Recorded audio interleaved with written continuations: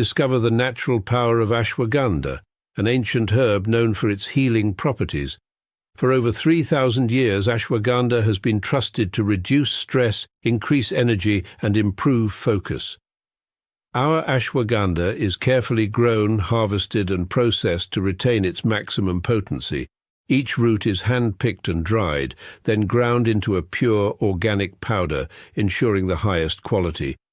Simply mix 1 teaspoon into your favorite beverage or take it in capsule form as prescribed by a healthcare professional. Whether you're looking to balance your stress levels, boost your immune system, or enhance mental clarity, ashwagandha offers a natural solution. Experience the benefits of ancient wisdom backed by modern science. Trust nature. Trust ashwagandha. Go get this product at blackhotfirenetwork.com at the Sports and Nutrition Store. Well, good afternoon, family. Hope you guys are doing amazing. Your day so far is fantastic, and welcome to another beautiful conversation of the Africa Today Show. JLBY, kama K, kama kawa. We say that in Swahili. And of course, karibuni sana once again. Shout out to those who are with us on Spreaker, Spotify, and all our YouTube channels. And to our new subscribers, or rather listeners, I hope you guys can hit that subscription button.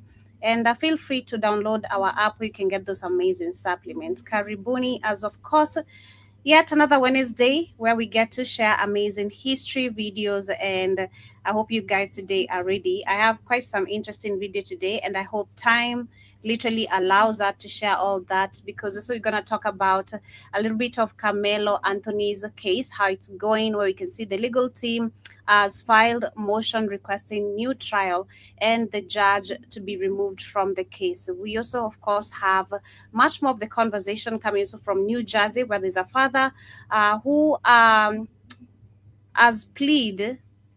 agreed to face to 3-year plea deal after fatally punching a white man who reportedly called his child the N-word repeatedly. So we're going to see that and much more of the videos, actually, as we see how Black kids are being targeted by a group of white community, or the white community literally generally, and being forced to do things that will lead them to disappearing. Because there's one disturbing video I'm going to share which could actually maybe relate to the case we were discussing yesterday of the other young guy who went literally missing on 4th of July. And we saw a video which was shown yesterday, a bit of the video showing they were arguing before the whole case. And then, of course, last but not least, which is our main conversation, we're going to focus on Iran and the war, which we can see Iran army actually said this early morning that they hit the US base in Bahrain and warns of more attacks. So we're going to be focusing on more of that. Karibuni sana once again. Just a second, let me tell Keith I'm live before he says I didn't tell him. Yeah, karibuni. So today we're going to study, literally, if time allows us, we're going to be looking at the Black fashion, beauty and femininity in the 70s. And I love the video that I was actually watching to share how it breaks down so much, or shows so much of the 70s, the 60s, how Black women used to dress, how feminine they were. But I think before we get into that, I'm going to share this one specifically. So as we understand fashion, beauty and femininity, I want us to start with this one specifically. I don't think I've ever shared this one ever. I don't think I have, because I'm learning also something today. It's crazy because the universe also brings you answers in crazy way. I love watching these videos of how the cowboy hat is always made. Personally, I don't know why. I just love watching those videos of how they are made, because it's so classy. I find a cowboy hat, of course, so classy, but there's how they are made. If you see the craft, the genius artwork behind all this, simple touch-ups. They look simple, but they're just so, how they do it is just so fancy for me. I find it very fancy and classy in a way. I don't know why.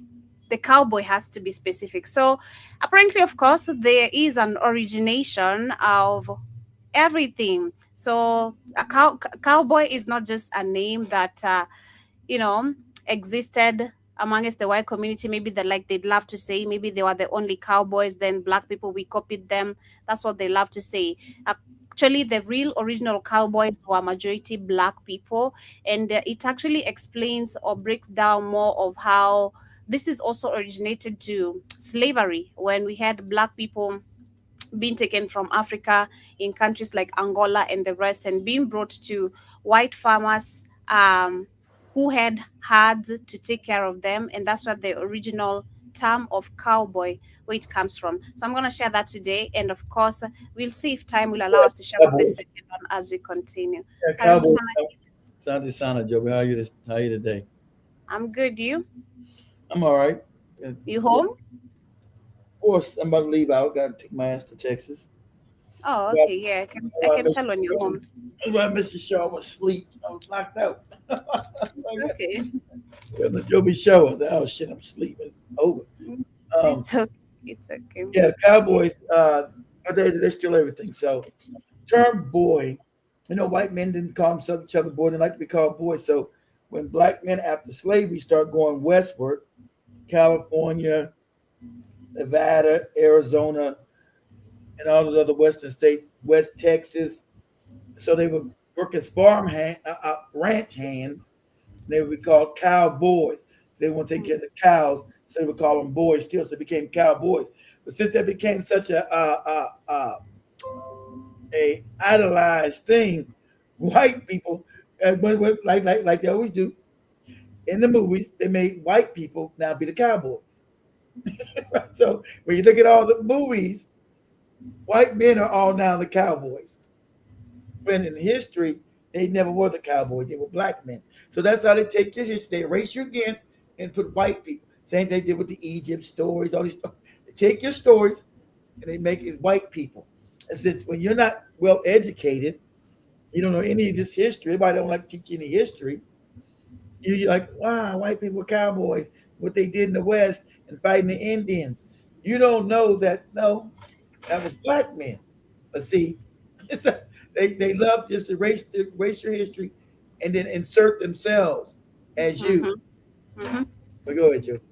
Exactly. So let me start with this one. Cowboy culture in America, as we know it, occurred around the late 19th century when the cattle population exploded here in America. But did you know that at least 25% of all cowboys were black? So today we're going to talk about the history of the black cowboy.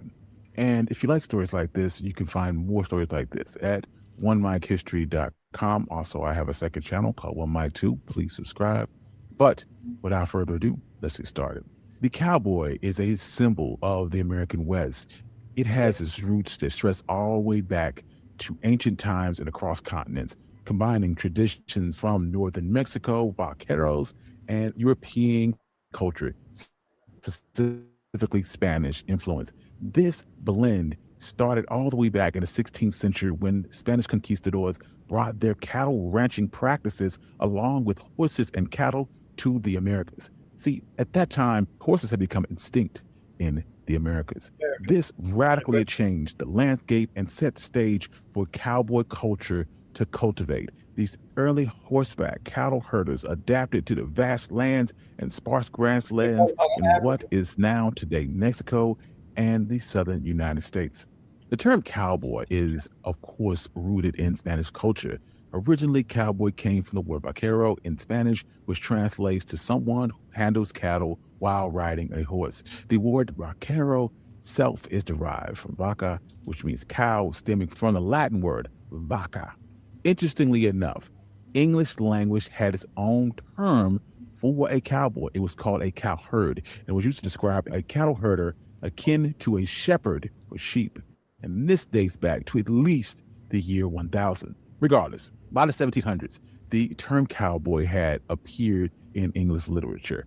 It first appeared being used by Jonathan Swift in 1725. However, the term was more commonly used between the 1820s and the 1850s in the British Isles, not referring to a person who was skilled on horseback like we know today, but young boys that were tasked with tending to family or community cows.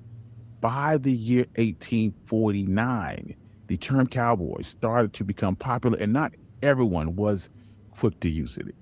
Many still like to call themselves cowhands, drovers, stockmen, but they all meant the same thing: a person who handled cattle. As stories and legends of the American West began to spread, new versions of cowboys popped up, like a cowpoke. Cowpoke was originally used for someone who helped move cattle into trains. Despite these new terms, cowboy continued to be widely used, especially in the vast areas of the American plains and the Rocky Mountains. Interestingly enough, the cowboy legend was not simply limited to men.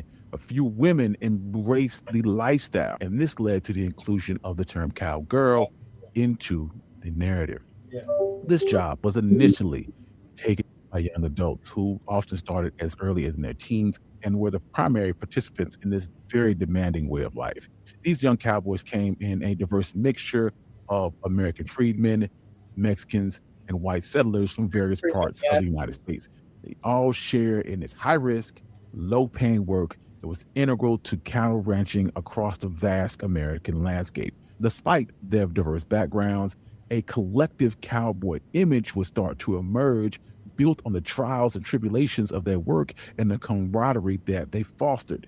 This shared experience, along with the necessary skills for cattle ranching and the mobile freedom provided by horseback riding, contributed to the enduring legacy of cowboys in America. But in the context of African Americans, they began to work as cowboys as far back as the colonial period. The first proof that we see of Black cowboys comes from South Carolina, where enslaved individuals skilled in managing cows were brought here from Senegal specifically for their cattle ranching abilities. Early 19th. No. They couldn't be bought from Africa.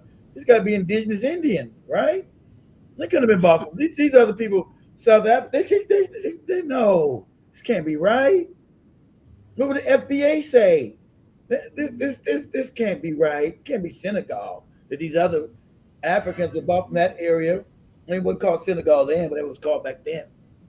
At the time, was no Senegal, but from that area, that part of Africa, those people that ended in South Carolina, they couldn't be from Africa. Nah, you're making that up, man. Those were Indians. Go ahead. Century. White Americans started to move into Texas that were attracted by the land and in some cases to escape debt in the United States.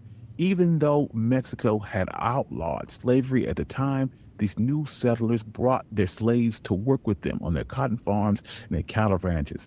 By 1825, enslaved people made up 25% of the settlers in Texas, a number that would increase to 30% by 1860, with that year's census recording 180,000 enslaved people in the Texas area. During this time, majority of the cowboys were African American. These individuals were tasked with catching and taking care of the wild cattle in the thick forests of the Gulf Coast.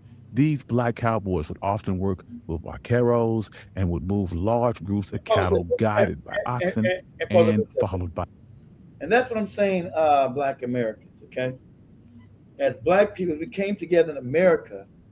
We know we come from the areas of Senegal, Nigeria, Ghana, Mali, Burkina Faso, Guinea, Congo, Cameroon, Gabon, Angola, and we become also Mozambique and parts of Kenya.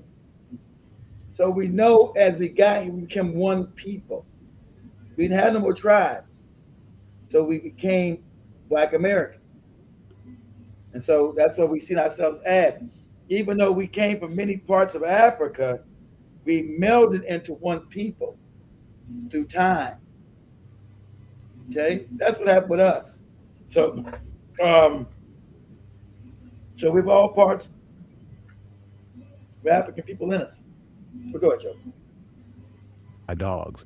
When Texas joined the Confederacy in 1861, many of the white Texans enlisted in the fight, leaving their enslaved to take care of their land and the livestock. However, Texas ranchers encountered several problems. One of their major can you imagine that?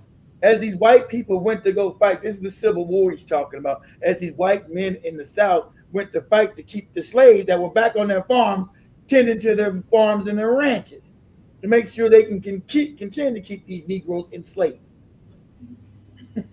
It's just crazy. Go ahead, Issues was a lack of effective fencing. This resulted in cattle wandering freely without restriction. When the ranchers returned from the war, they tried to gather these scattered herds with the help of their enslaved. But the Emancipation Proclamation soon freed the enslaved workers, leaving the ranchers without their traditional workforce.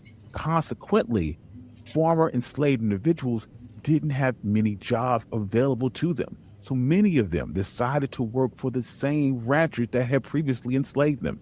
This period coincided with the surge of cattle drives in the northern states, where beef commanded higher prices, and these large-scale operations involved moving massive herds of cattle through treacherous territories and underscored the indispensable But role this is a lot of black people moving.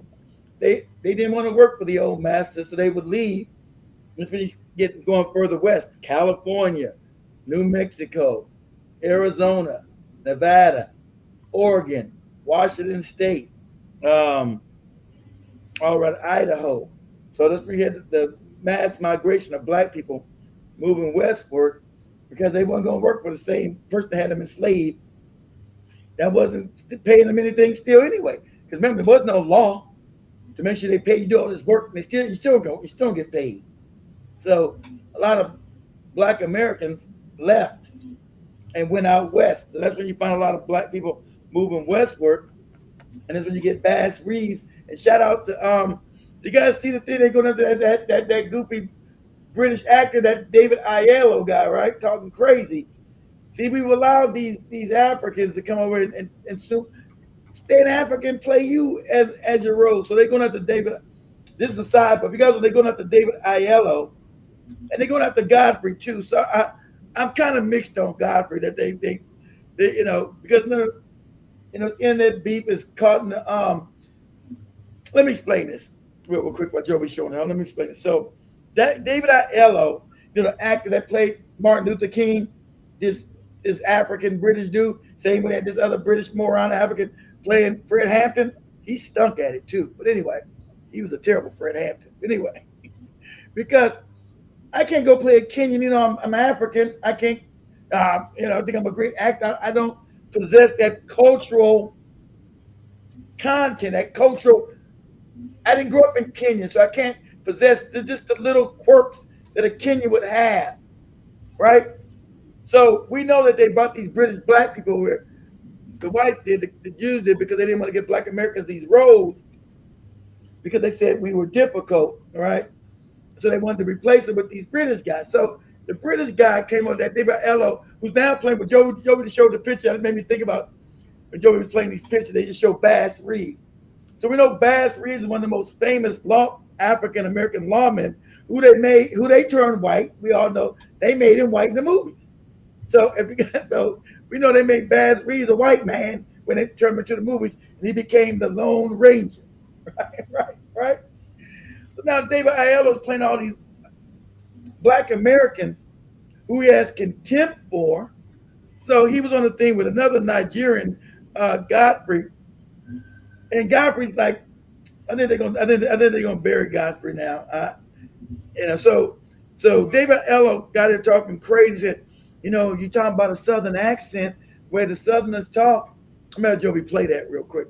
How the Southerners talk. It's like a slowed down Nigerian accent with some subservient and slavery in it. Right? Like what? It's a slowed down Nigerian. Sir, we wasn't even know Nigeria existed when we were enslaved. But now, somehow it's Nigerian, right? They want to take credit for shit they got nothing to do with. It's crazy. So he said, it's a slowed down Nigerian accent when you put some subservient, us being subservient and slavery in it. And we say subservient and oppression in it, right? And so Godfrey didn't push back or say, man, what you talking about? He said, absolutely crazy. Are you insane? The Southern accent doesn't sound like no Nigerian slowed down.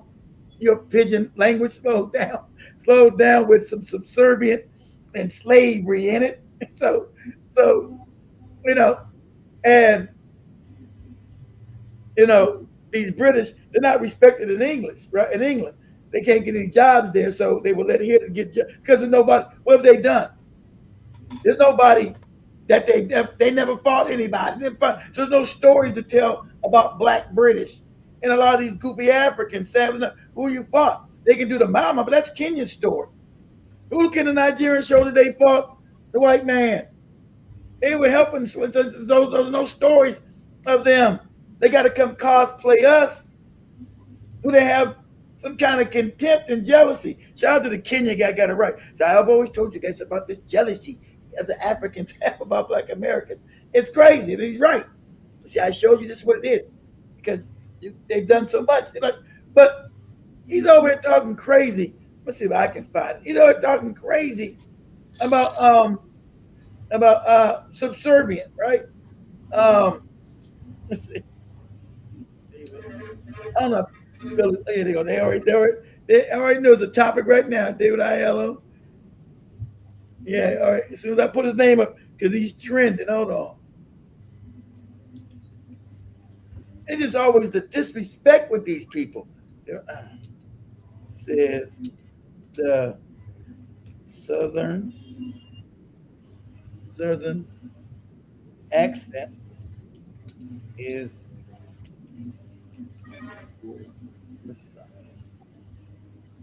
okay, there you go. So I'm gonna do it slow. So let me see.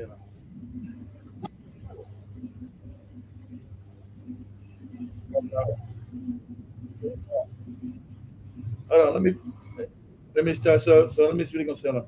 Give me a second, Jim. Let me keep yours up. Let me replace yours real quick. Okay, so this sparks outrage. It's absolutely crazy because now he lives in LA, right? I could get work in Britain because they're racist and you guys have done shit to me. You come play us. No, we're not trying to go to play. We're not trying to play no goofy Nigerians who landed in Britain. All the people you playing are us. You on a series right now on TV playing Bass Reeves, one of the greatest Black Americans who've ever lived, who's known worldwide. They got your goofy Nigerian ass playing your goofy Nigerian British ass. That's a slap in the face to us. That you playing Bass Reeves and you a coon. We don't know coons playing. You got all these coon ass British people playing us, playing our history. It's all right if you're a righteous British person, but you're a coon. Married to your white woman. You don't get to play us in no movies. Shout out to Black Man, and now you're gonna be boycotted. That's good because you're not gonna make any money, but you were too far with this, And Godfrey should have checked you, him being another Nigerian, and Godfrey tried to like, but I was born in Chicago, I was raised in Chicago. I'm Chicago. Nah, nigga, they got you, Godfrey. They're probably gonna destroy you. And I like Godfrey. Godfrey speaks up, but you got Black Americans in such a frenzy right now. They're being overly crazy. You got a lot of ignorant people online that just don't know the real history as far as Black Americans are concerned. And so they're going after everybody that shows a little bit of disrespect. Now, I can understand Godfrey not wanting to push back on his Nigerian brother, all right? But Godfrey's been thrown all the way under the bus for supporting this bullshit, right? So, and I looked at that and said, where is he? Is he insane? If you slow down the Nigerian like this, you put a little subservient on it, and then slavery, and it sounds, and you get a southern accent, southern slavery accent. Let me share my screen. But see, this has been blowing up, and see, you British actors, you're gonna keep most of us know you're cool, but you're gonna destroy your career because Black people, you get to play us, and Black people watch you playing us. But now they know that most of you Negroes are British coons. They're not going to watch you, so white people are not going to hire you to play us. So it's not going to be, they're not going to put no money past on these projects for you to cosplay us. So you've been getting away with it for 20 years now. You got Idris Elba, Joey about that. Joey about that. The one now making a a studio now in Africa somewhere. Idris Elba, I'm not. He's not black. I want to be known as a British. See, I never want to be black. I'm a British actor, and so he got clown, right? But he changed that quick because he knows his money was made here. He got to cosplay us. He didn't make it being a British actor. That didn't make no money in his pocket. Remember, Idris Elba, no disrespect to him, he was a low budget DJ in London, broke.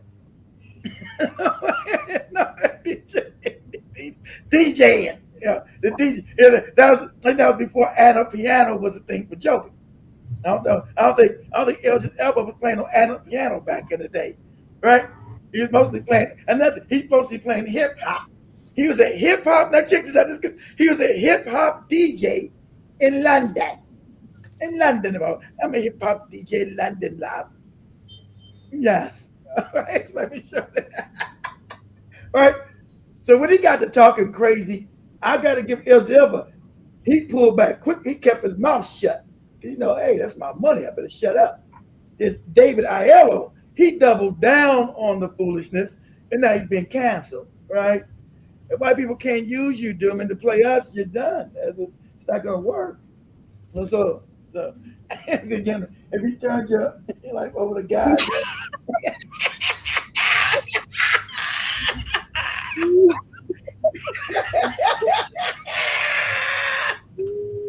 yeah, we've all turned our life over the guy. Calm down. Share my screen. Okay, let me go. Where is the YouTube? Okay. I was thinking about your comments today in the morning, and I said today, if you tell me to accept Jesus, I'll tell you Jesus has been taking my money for the last 22 years of my life, and I never paid me back, not even a dime. You know, so I'm good. Can you guys see my screen? Yes. Okay. Nigerian father. It's Godfrey. Hey, how are you today? Go and get my cane. See, the problem is that these Africans are all coons. They're openly coons. Well, Godfrey says he's not a coon. He calls out coons. So I can't call Godfrey a coon. Because I don't think Godfrey's not a coon. But, you know, he's here with one of his brethren, not as coon as Nigeria cosplaying us.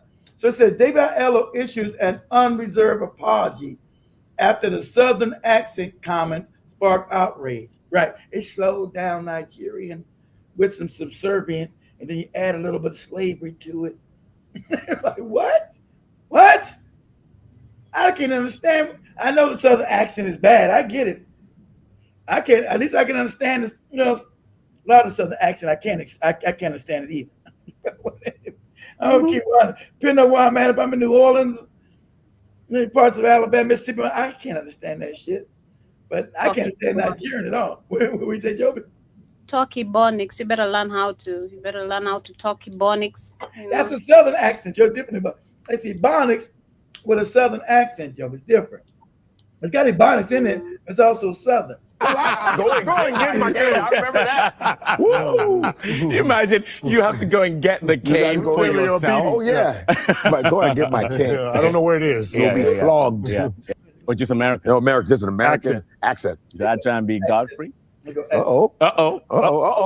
Get on back now. What are you saying now? I don't know. And see, now they've scrutinized this more. I'm Pan-African. I'm black first. I'm black power. How you be black power married to your cave woman for 20 years? What are you talking about? So he's been called out. He's been exposed as I've been saying he was a coon. He's been saying coon and shit. He's a coon. Now people are saying, why is he playing our heroes who fought against white supremacy, and he's an open coon? And I agree. He's a long time, yes, a boss of Uncle Tom and Coon. Look at that face. Look at that coon. That's a coon look. That don't say, you look in the library, look in a dictionary, open up coon, this face right here is looking right back at you. Get on back now. What are you saying now? I don't know. How do I sound? I don't know. How do you sound, Godfrey? Why are we doing this? Why are we getting more crazy every time I'm talking like Godfrey? How about Southerner? How about what? A Southerner. Southern accent. Well, Southern voice. if I'm being a Southerner, Well, you know what? You know what happens to Southerners? If you take the Nigerian accent like this, and you slow it down, you put a lot of slavery in there, and then you start to put a little bit of subservience in it. This is what starts. So you put some slavery in there, and you put some subservience in it, and this is what it sounds like. What's to happen Yeah. to the Nigerian accent? Man. It goes this because literally, if you're down here and you start to speed it up, and then you start to take all the thing out of it, then before you know it, you're talking like this.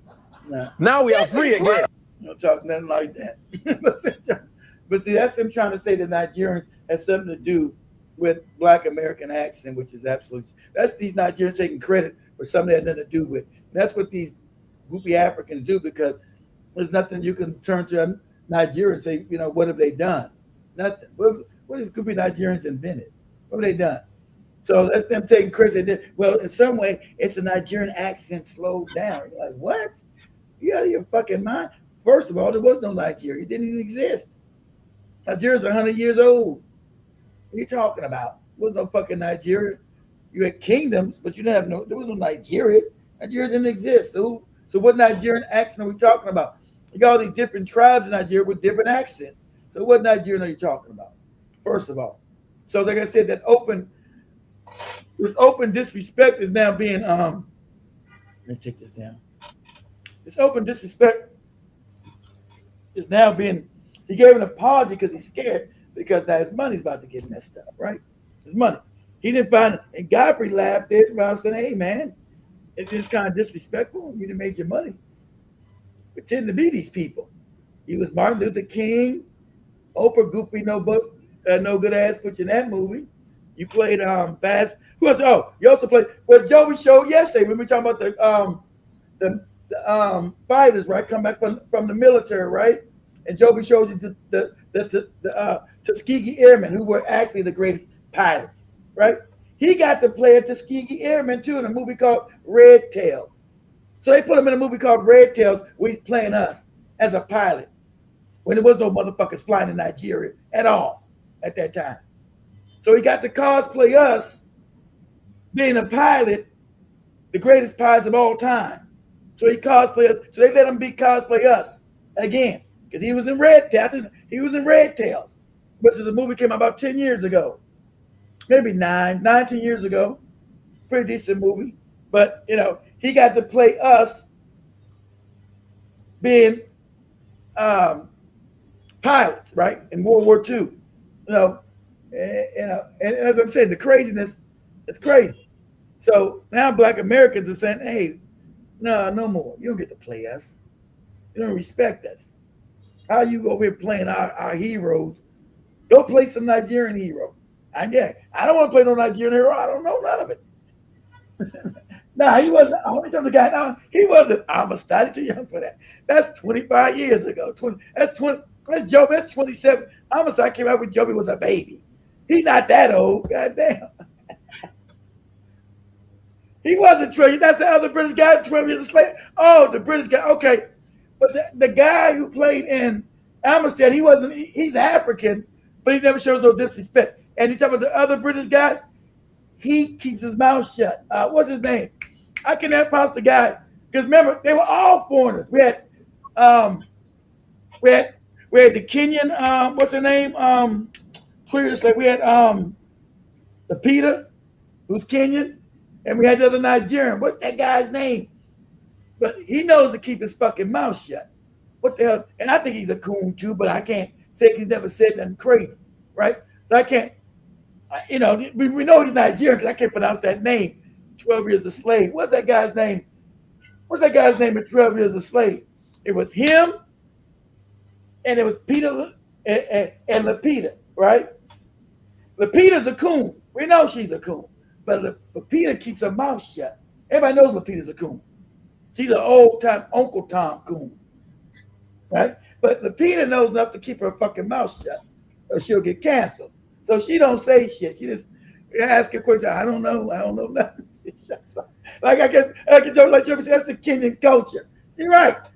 Lupita don't say shit. She don't know nothing. That's why I gotta give Joby credit. I think that's the Kenyan culture, she minds her business when they ask her questions. Because Lupita, you never heard Lupita say nothing crazy. Nothing. And we know Lupita's a coon. Just remember what she talked about other things. Lupita's an Uncle Tom. Yes, a Boston coon.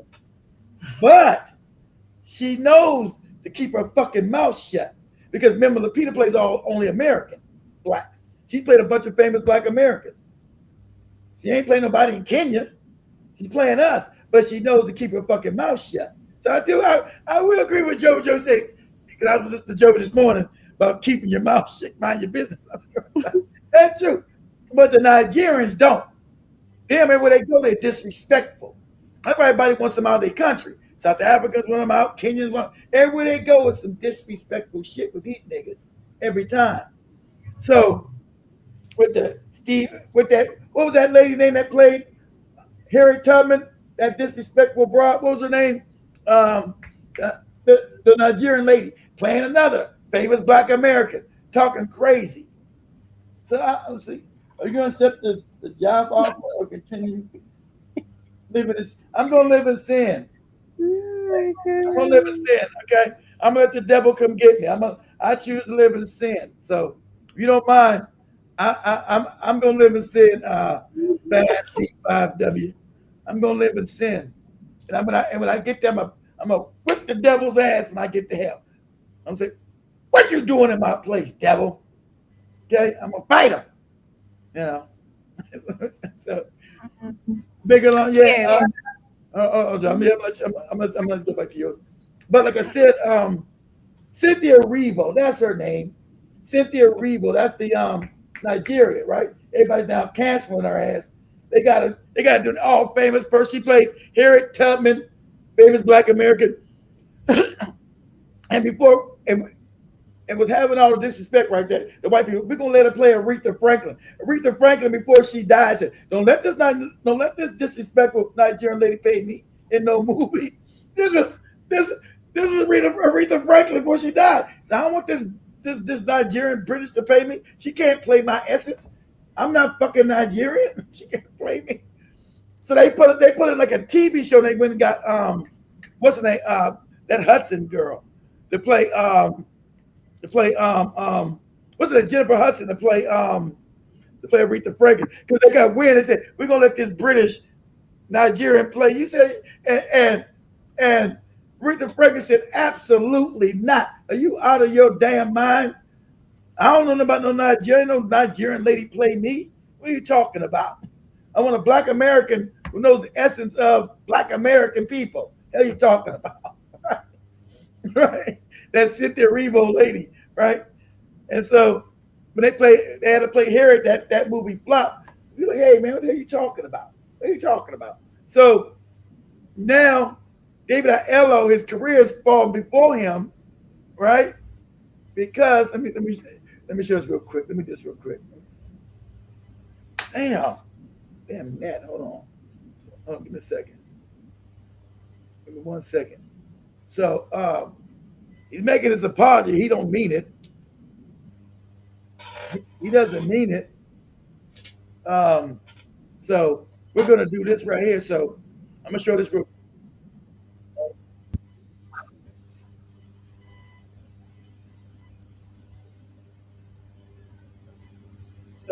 So let me share my screen real quick. So this is David Oyelowo playing one of the most famous people in the world. We know that. This is Bass Reeves, who white people made him white and called him the Lone Ranger. I remember years ago, this is funny, I had a racist white guy I worked with. I knew he was racist, had a little rebel flag, and he came and he said, Keith, do you know something? Can I teach you? Like he's teaching me something. Can I teach you something? I said, what? You know that the Lone Ranger, I said, oh, are you trying to tell me the Lone Ranger was really a black man that they made white in the movies? Yeah. I said, I already know that. Thanks for nothing. Now you're telling me some shit. Yeah. Thanks for telling me some shit I already know. But this is him right here, right? And I've been said his ass do got to be canceled, right? So this is his ass right here playing Bass Reeves, this British goddamn Nigerian. Don't know nothing about our culture, nothing about the West. With Joe, I'm bringing this up because I seen Bass Reeves on Joby's screen, with Joby sharing the West. So I'm going to show you. You see my screen, Joby? Yes. Okay. It sort of feels intentional. I had a revelation, if you will, and I took some of your earnestness to Judge Parker. Eh? Now look at him. He don't look no fucking Bass Reeves. Even his, see how much you see his mannerisms. Look how fake this looks. Eh? Yeah. Yeah. And he wants to make you a goddamn deputy U.S. Marshal. My ambition for this has always been to have an opportunity to contextualize the contribution of Black people to this. It ain't black people, motherfucker. It's not you. Black Americans, not you. Black people now. It's black people. No, not you. It's black Americans that you didn't do none of this. Country in a way that colors outside of the lines of what we have normally seen. You think you can handle the weight of the badge? I had a... And that's why the show, I think they're going to cancel the show because he's horrible in it. So I never, when I seen him in it, I was like, I can't watch this shit. This shit's horrible. You know what he's saying? I'm like, what is this? What is this goofy shit?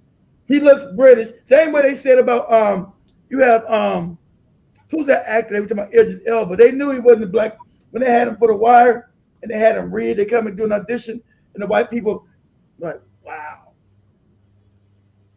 Like, damn, we're gonna hire him, but he's horrible. Because they can't be black Americans. You know, I don't care how much you act.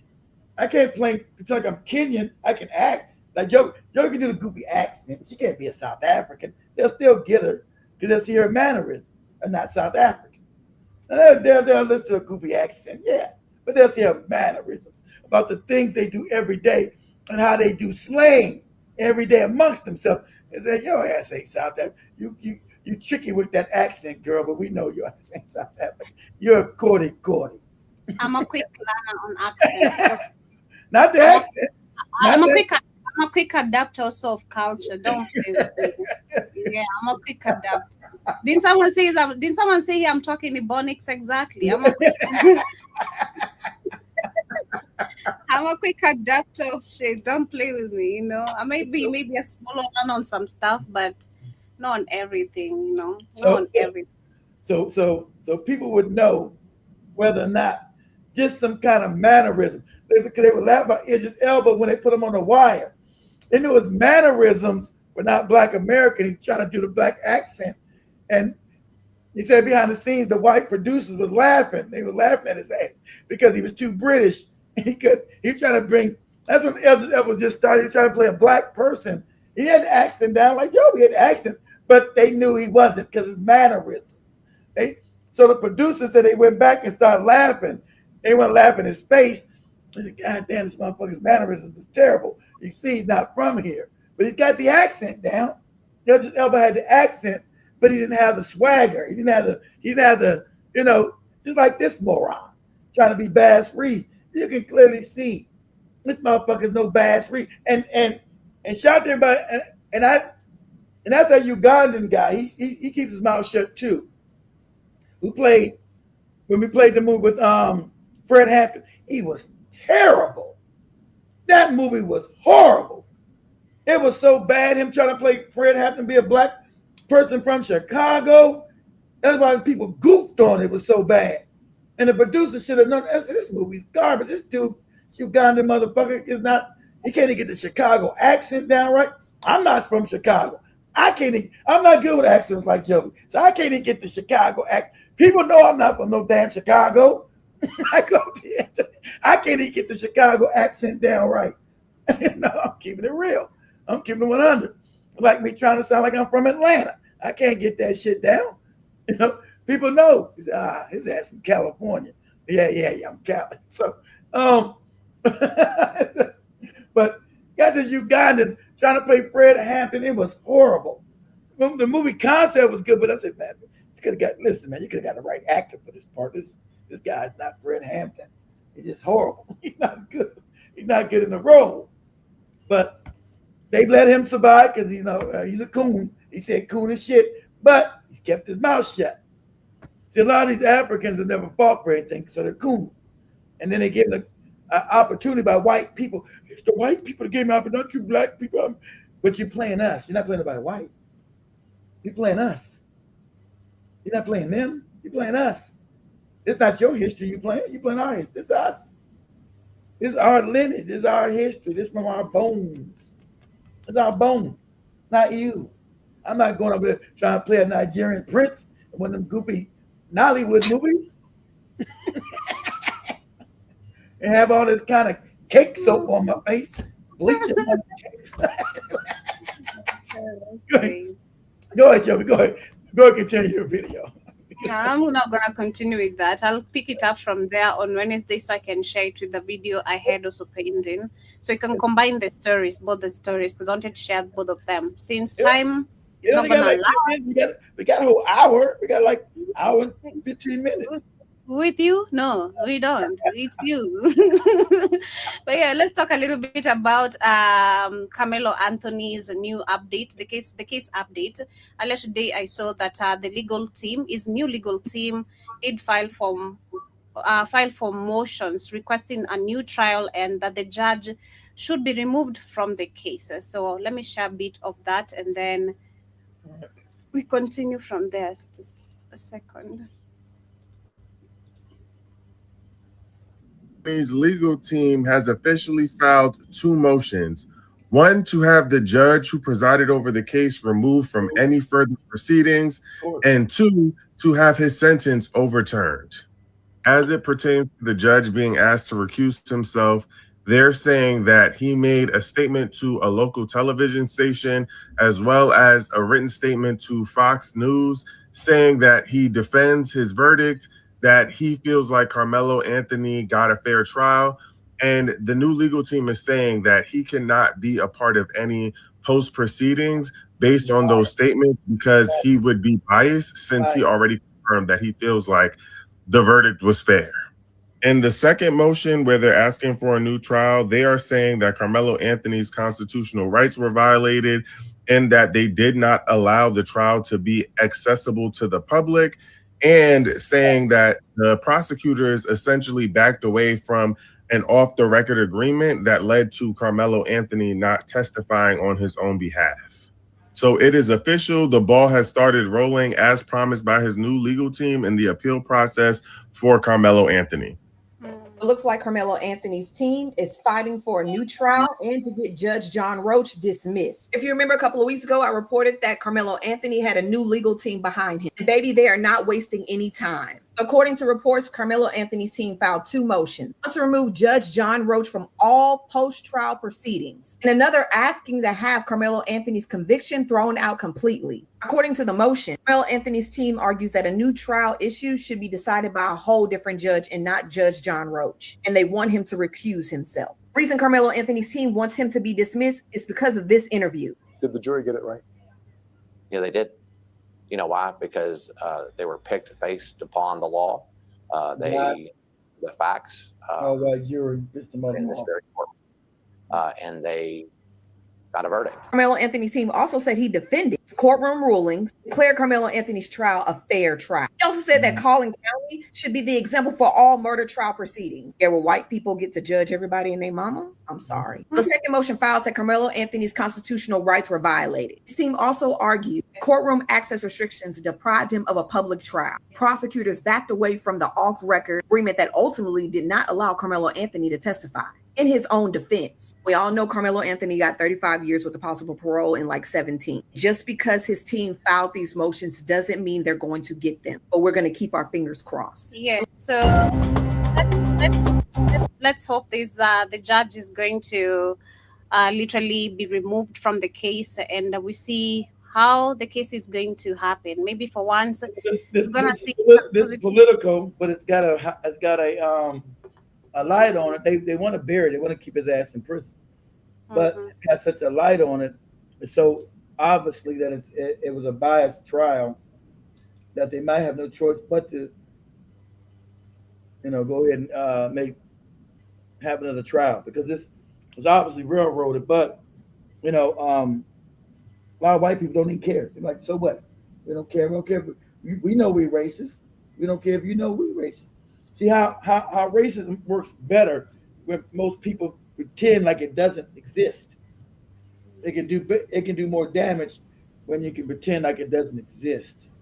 You know, it stays under the wire. Like a lot of goopy Africans see, oh, you black people always crying about racism.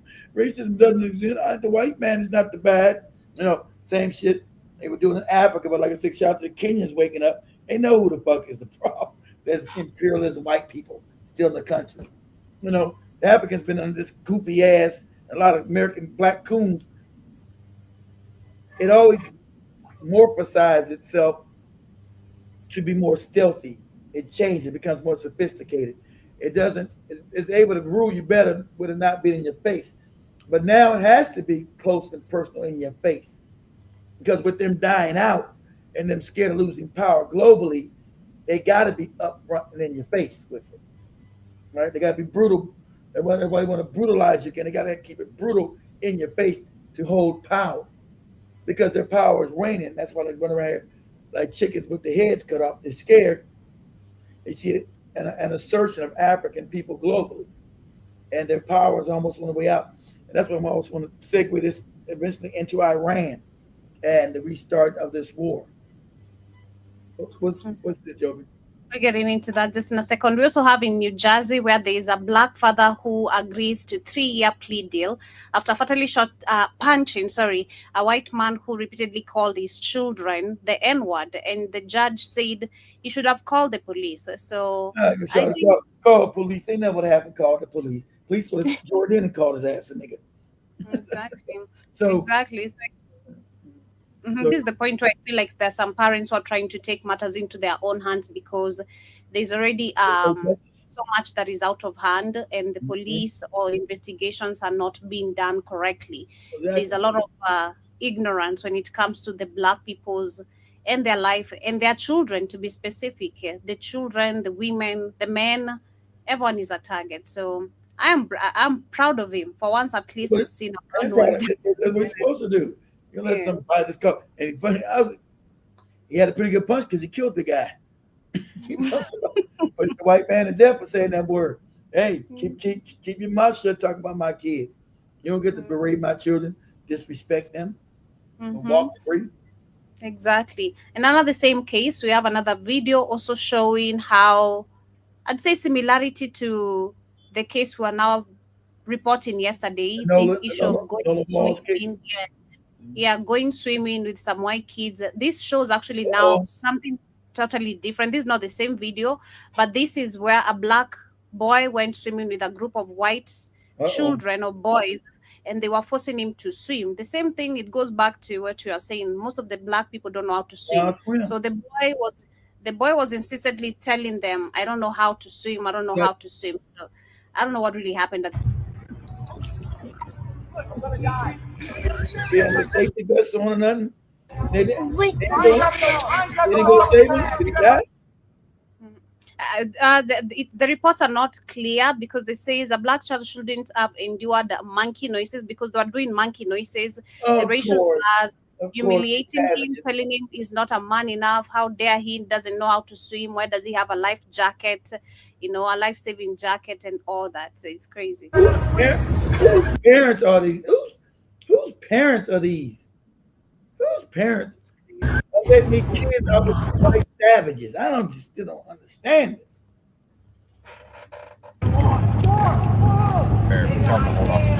You can swim down wherever you fucking retard. Bro, how am I gonna get you back home? You don't think Mama Marquise is gonna be worried?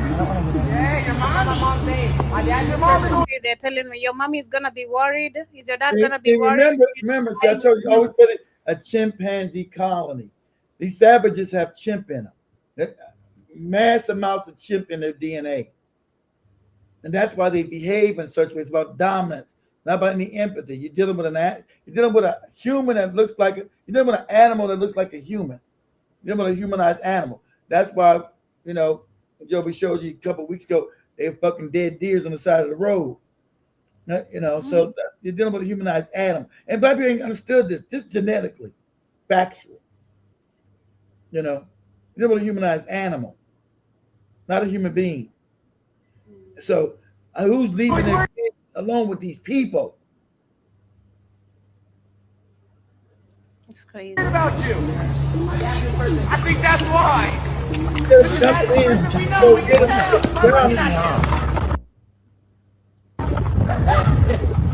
And then film it. And then also, parents, why are you out there? You know you can't swim. What are you trying to prove to anybody? You know you do not know how to swim. It doesn't make any sense to me. I'm angry as a parent. Whose parent is this boy's? Who's this boy's parents? Go ahead. And we died. No, I'm black. It doesn't matter. It's not going to say. Oh, yes, it does. Bro, I'll just find a way. Same shit they did. That was a grown man when they did this shit. His stupid ass. Shit. Bro, you have a life jacket. I'm gonna die. Standing right Hold now. on. You have to go. You did that to get over there. We taught him how to swim. Oh, so I can just like hold on. And here, if you want. Yeah, I might drown. It's like it's green. There you go. Thank you. What's your name? What's your name? My name is Marquise. Everybody calls me Lamar because I go to like Danella. Are you okay?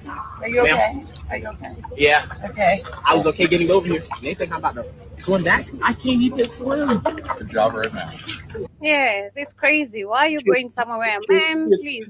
These kids are moron. They're going. Kids are moron. I can't even swim. And he goes. See, this is a future coon. Coon babble. He wants to be accepted by these people. He wouldn't even mad. Yeah, I know y'all almost died, but you know, hey, everything's okay. Can I suck your white dick? I'm start young.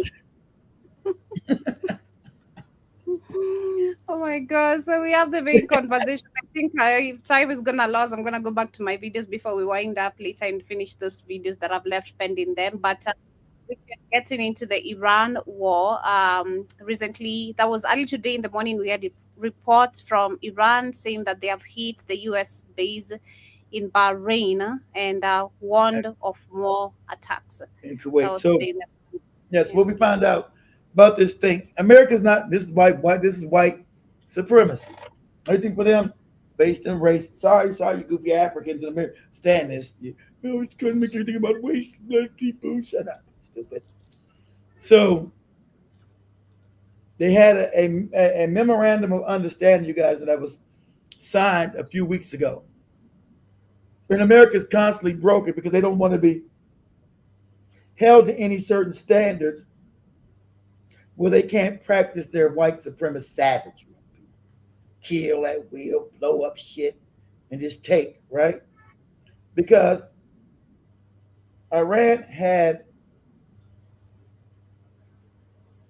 that's what I'm looking for, Iran had successfully understood the demon that they were dealing with. And so they, innovated their stockpile of weapons, knowing that this savage would be soon knocking on the door to come see them. They know it was only a matter of time, even though they got Iraq on the west of them, then on the east of them they got Afghanistan. They knew they was coming to see them eventually. Because Iraq, they couldn't allow Iran to be free after they threw out the CIA and the other puppets that they put in charge back in 79 or 78. And so Iraq, since it's in a strategic choke point of the world known as the Strait of Hormuz, and they can control that strait, and 20 to 30% of the world's oil, lithium, liquid gas, and fertilizers come from that region, they can break the world's back, destroy the world's economy. And since America doesn't have the military might to completely go and destroy them, right, which they want to do, they want to destroy them so bad they can taste it, but they don't have the numbers. See how white people don't got enough numbers no more? People dying for them.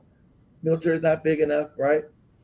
So they can't really go in with sufficient numbers and do an attack on Iran. See, a war like this, you need ground forces to run into Iran. And you can't do it from the air. You can't just bomb somebody from planes and think you're going to put them into submission. Not a country of 90 million and above. It's not going to happen. And so America has been exposed as the paper giant it's been. See, I told you it's better to pretend you're still a superpower by not doing that, because that's still the image in people's heads. But when you show people you're not, like, oh, they can be beaten. They're not as great as I can. They're not as great as I thought they were. So now you start to lose credibility. See, America could always use its Navy. America had a superior Navy. So it could always, back in the day, it could always amass a Navy on your shores and say, you're going to do what we tell you to do. Well, we're going to blow you to smithereens. But now you see that the naval power that America has massed is worthless because people have what? Created a way to destroy the navies, right? With drones and hypersonic missiles, that you can't use a naval bombardment or the fear of a naval bombardment to get a country to submit to your will and put their puppets in there. And then you steal all their resources and all the money goes back to white people, like they're doing all around Africa right now, right?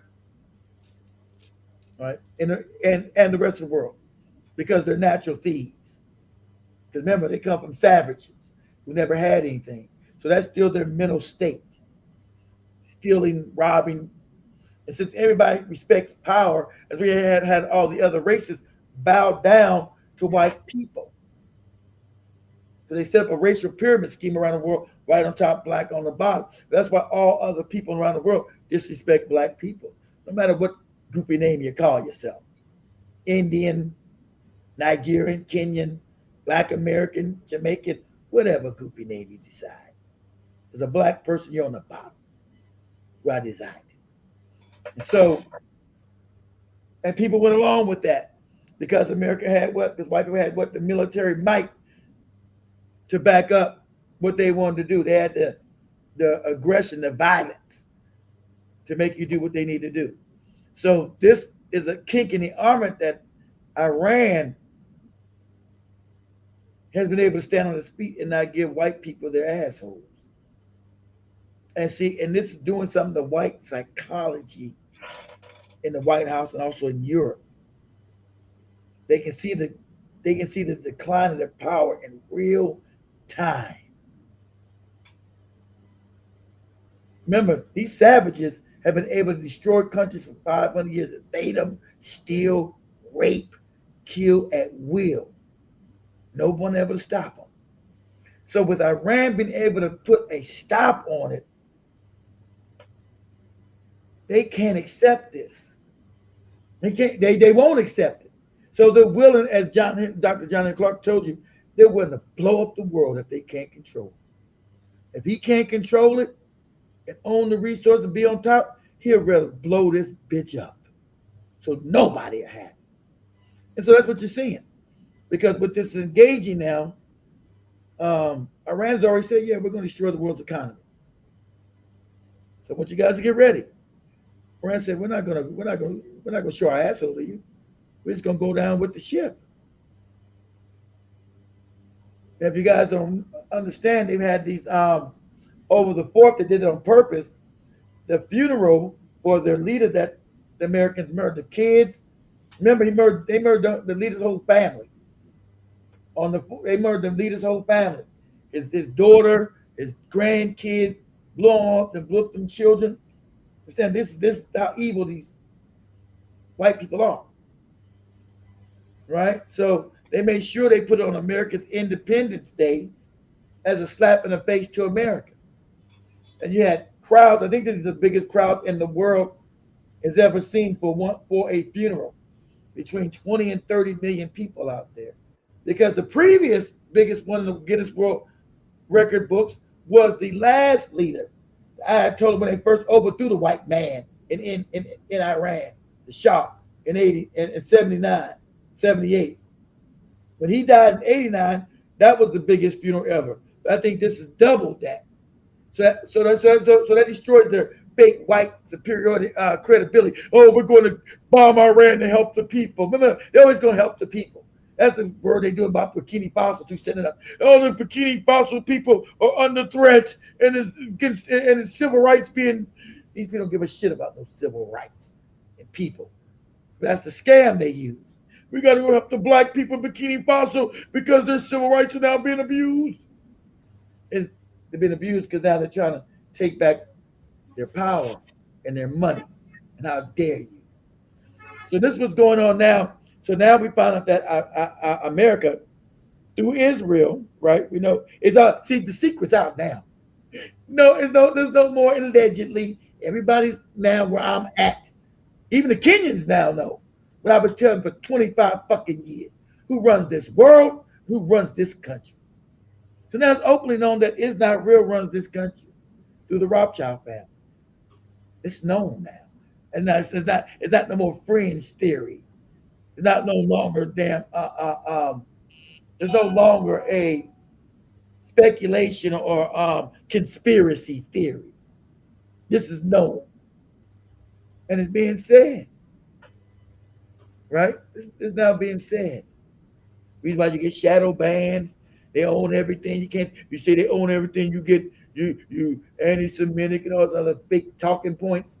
When you just do simple research, you know who owns everything on all social media, on all media, to shape a fake narrative, keep you in lies.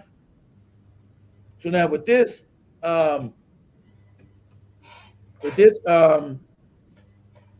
happening, so now they decided now they're going to go against the MOU that they signed, right? They're going to go against the MOU that they signed, right? So the MOU was that they would release Iran's money that they stole, right? They stole billions of dollars like they always do. America also controls the financial system of the world, right? The banking system. So when they get to bomb your country, also steal the money that you have in the banking system, controlled by you know who. You know who controls these banks. We're not going to say it. We know who, right? That's why all these leaders in Africa have all this money they stole in these banks outside of Africa. Isn't that interesting? So they had stolen billions of dollars from Iranian oil sales that had to run because the financial system globally was set up and controlled by these people. So to do any commerce in the world globally, you had to use their banking scam, their banking system. So they could freeze your funds, shout out to Kanye West and everybody find out the truth. Like a person and a country to steal your shit. And so Iran was asking, part of this memorandum of understanding to get their money back, and also that they were going to control now the Strait of Hormuz moving forward. Because it is in their water system, it's not international waters. Strait of Hormuz is actually in their water, but they never charge a toll. Is there any other ships want to move oil in and out of here? They're going to have to pay a $3 million toll, or you won't get any oil. That's the way it's going to be. See, so with Iran defeating America, which they did do, so America had to agree this because, like I said, America's in a very precarious place because we are financially destitute. We don't make shit. We don't make anything. That's the dirty little secret that these morons shipped everything to China, made them a power. So our economy is fragile based on fake schemes, fake stock market scams, right? Where it's a fake evaluation. So America's economy is a house of cards. It's a Ponzi scheme. It's fake. It's phony. Not built on anything anymore. So it's like the emperor has no clothes. See, back in the day, America, like I had Joby show you guys, we were a manufacturing might of the world. Now that's now gone. So what's now being in debt, $40 trillion, causing the war, and everybody's now trying to decouple from the American dollar because its value is almost useless, right? That's the reason why you got BRICS. And the same people building BRICS. Don't think BRICS is fighting America. America's fighting Britain. I'm fighting BRICS. The same people understand that the American dollar is collapsing because they're the ones collapsing. They know it's going to collapse. That's why they created BRICS. So when America collapsed, they just move over there and rule the world through that financial system. And that's the scam. You think they're fighting each other. No. They bled America dry. America's on its last leg. It's a fallen empire. So as it falls, they just move their system to the east. They continue what they're doing. As everybody here in America starves, it becomes a third world nation. And so what happens now with Iran not playing ball, right? Because they had to release the sanctions, stop the fake blockade, because they really can't blockade Iran with their naval forces because the Navy can't come too close to the Strait of Hormuz. They'll get blown out the water. Iran has the technology now. There is no naval vessels going to come close to their shores without being sunk and going to the bottom of the ocean. And then also Iran has this, a lot of the internet cables that connect Africa and America to the internet runs under the Strait of Hormuz. So they can cut all the internet off because it runs through that strait and they control those waters. So they can cut everybody's internet off because all transactions run through the internet. That's how I pay Joby. And if I can't send money to the internet, they can't get paid. So Iran is saying, okay, just keep it up. We're going to cut off the internet for the world. For this part of the world, we're going to cut it off. Africa's connected to that internet. The Middle East is connected to that internet. And so is China. Because if you guys remember, China and Russia were trying to create their own internet inside their country, that it was not subjected to the world's internet. Because, see, this is now volatile because you now have countries now, like in Iran, on the rise that you can't just threaten them with complete obliteration. They don't have to capitulate no more to your savagery because they've built themselves up militarily enough to defend themselves against you. And so that's what the West is going crazy about, right? Going crazy. So with Netanyahu supposed to be visiting Trump in the next couple of days or tomorrow or so. See, Israel wants this war for the Greater Israel Project. They want to keep this war continually going because they're trying to steal those lands and those resources. But like I said, they got one big problem, Iran. And now they're telling you about Turkey, right? Puts up CNN. They tell me, oh, Turkey's going to be next. And you heard Israel say, the Turkish Empire's died and it'll never come back. Because if you guys didn't know, see, the cat's out the bag. There's no more conspiracy. It was the cats with the hats that destroyed the Turkish Empire. If you guys don't know about the Turkish Empire control what we call today Saudi Arabia, Syria, Jordan, Israel, Egypt, Abu Dhabi, Dubai, Bahrain, Qatar, Kuwait. So the Turks controlled all of that. All that area was part of the Turkish Ottoman Empire. There was no Saudi Arabia. There was no Dubai. This is 100 years ago. These places did not exist on the map as a country. This was the Ottoman Turk Empire.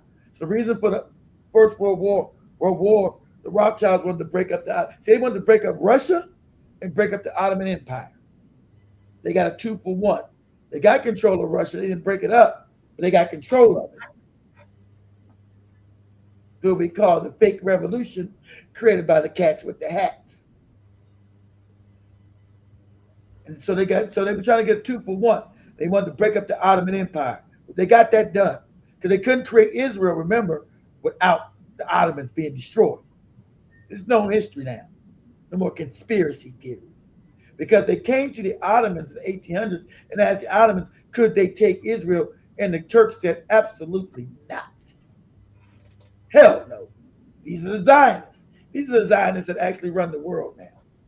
So they came to the Turks 150 years ago, 160 years ago, and asked, could they have Israel? Turks said, you out of your fucking mind? Part of the Turkish Empire? That's a no. That's an absolute no. And so, it's okay, cool. They went back and advised the way they're going to break it up. Today, you see, most people know history. They just think Turkey. They don't know Turkey was an empire. Turkey was an empire. Had control of Greece. All of Greece was Turkey. Was the Turkish Empire, all the way almost up to what we call Europe, modern day Europe, all the way up to almost up to Romania. Okay, so geopolitically, that's what you're dealing with now, right? So with Iran, and Iran would not have any allies because these fake Arab countries. They told you, these fake Arab countries, they're all fake. When the Ottoman Empire fell, the Rothschilds put their puppets in there. These fake kingdoms, Saudi kingdom. Remember, everybody in the West, the white people never tell you, why aren't there any democracies in Dubai, in Abu Dhabi, in Qatar, in Oman, in Bahrain, and Kuwait, and Saudi Arabia? Why don't they ever scream for no democracy there? Because remember, these countries were created by the British Rothschilds. British, don't ever think about the British Empire. It's controlled by the Rothschild family. So is the French Empire. Rothschilds control all that shit. So when they broke up the Ottoman Empire, they created all these fake kingdoms. Saudi kingdom, Abu Dhabi kingdom, Dubai kingdom, Bahrain kingdom, all fake. And for the first time, shout out to Iran mentioned it. These fake kingdoms are fake. They are. Only one that was there was still Iran. It wasn't a fake kingdom. But they had control of Iran by putting a fake king in there that they overthrew in 79. They had a revolution. So for the last 40 years, 50 years almost, the fake kingdoms have been working in tandem with their Israeli masters to destabilize and try to destroy Iran. That's what's been going on, right? From Iraq, with Saddam Hussein trying to invade Iran in 1980, they had a 10-year-long war backed by the United States and the Israelis for Iraq to invade Iran and try to take it over. Okay? Oh, that's never reported that they tried that they invaded Iran with Iraq and used chemical weapons on the Iranian people, which is outlawed. But they run the world, so the UN said it's outlawed, but then nobody go to prison for using chemical agents on innocent Iranian people.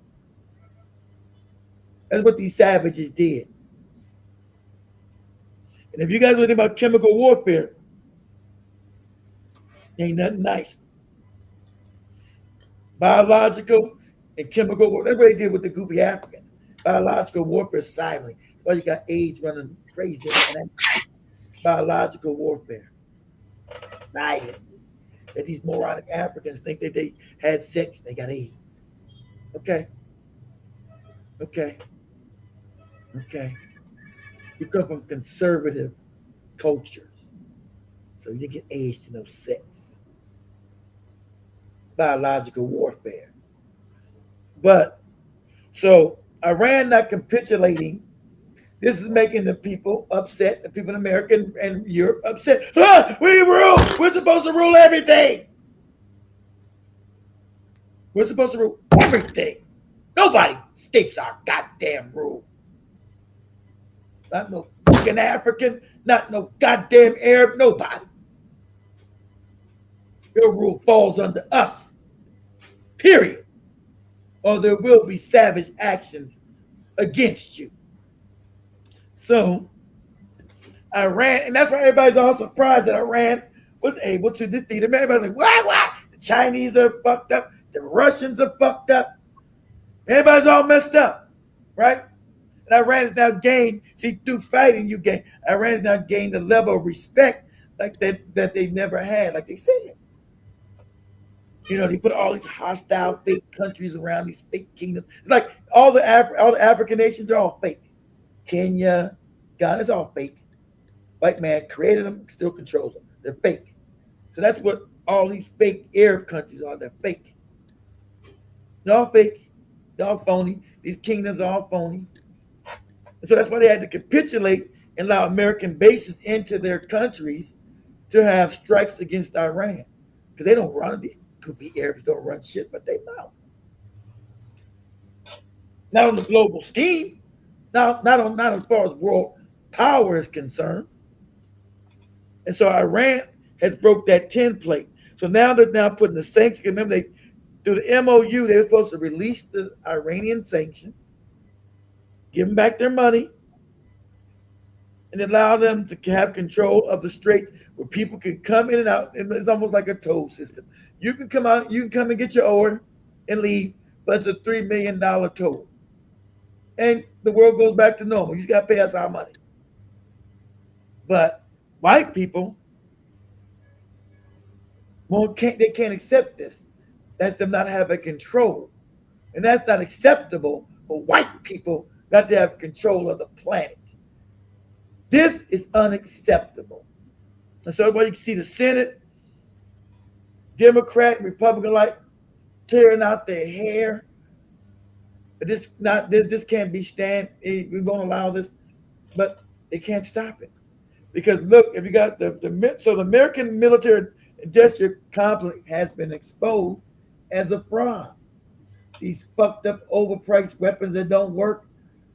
The weapons are garbage. They charge you billions of dollars for weapons that don't even work. And weapons that are outdated and passed for earlier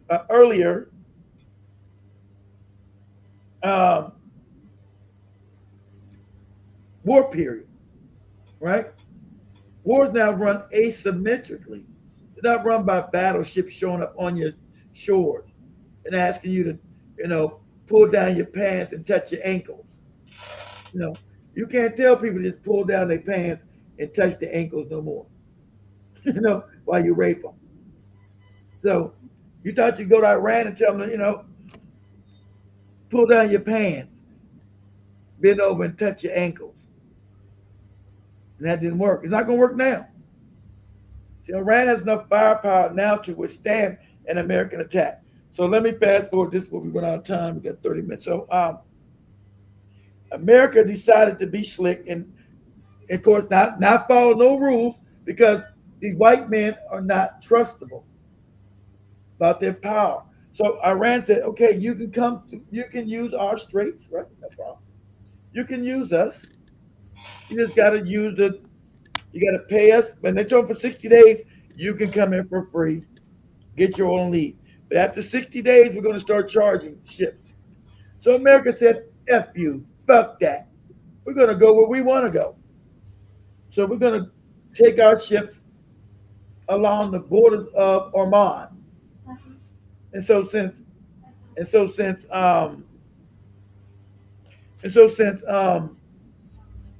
Oman really don't have the military power to stop what Iran's doing, Iran decided to bomb those vessels coming into those shores without their permission. Because it was part of the memorandum that America signed that we would adhere to the memorandum that said Iran has now taken over complete control of the Gulf of Hormuz, right? They had complete control of it. But America didn't want to go along with that because these savages don't want to be told what to do. So Iran bombed those two vessels and said, listen here, you're now going against what we signed, what the agreement is. And so white people, they decided to go back and bomb Iran, right? I'll show you. We'll bomb the shit out you. Okay, but you're not going to stop.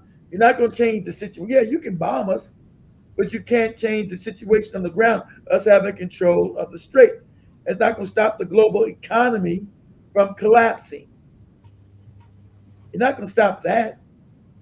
You can bomb us. And after you get through bombing us, we know that they bombed Bahrain and Kuwait. But Iran's already told you, all oil will take it out, will take all of it down. So this is the dirty little secret. Iran has the power. See, this is the card that they have. They can destroy the world's economy. They can destroy the Saudi Arabian oil fields,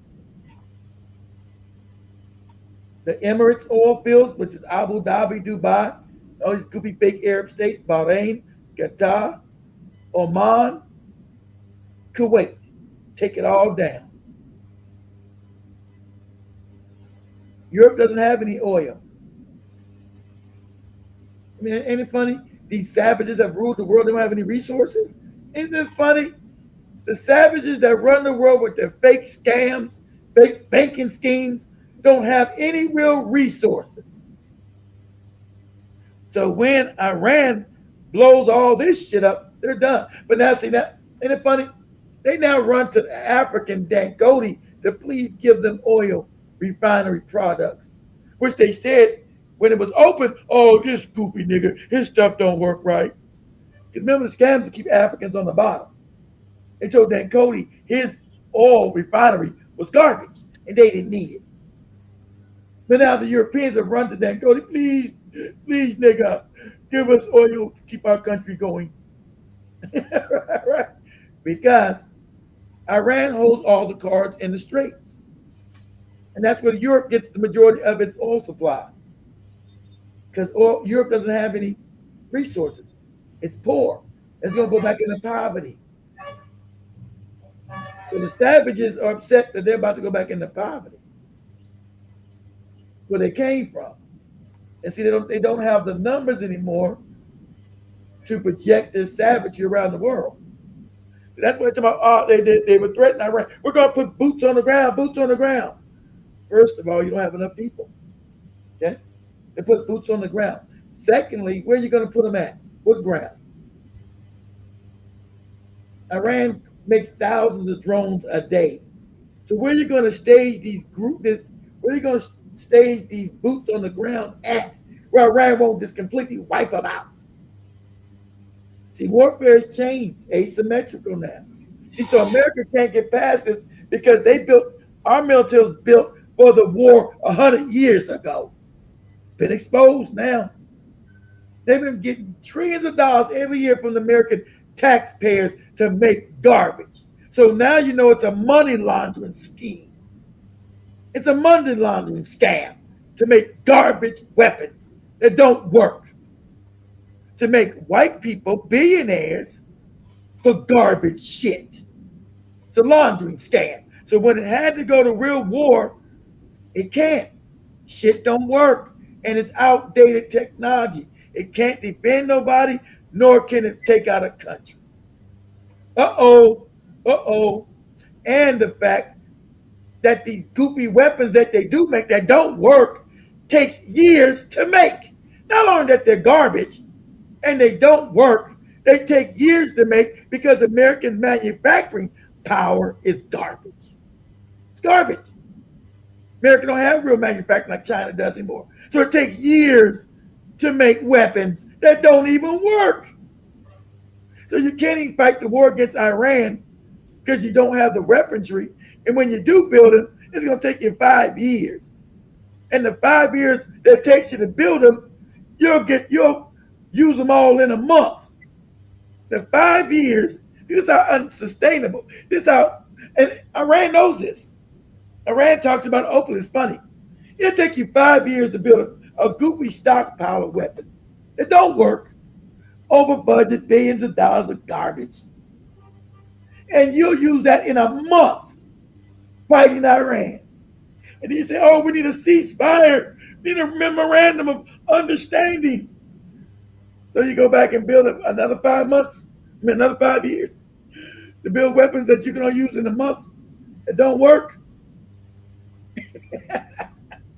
So this is America's "the emperor has no clothes" moment.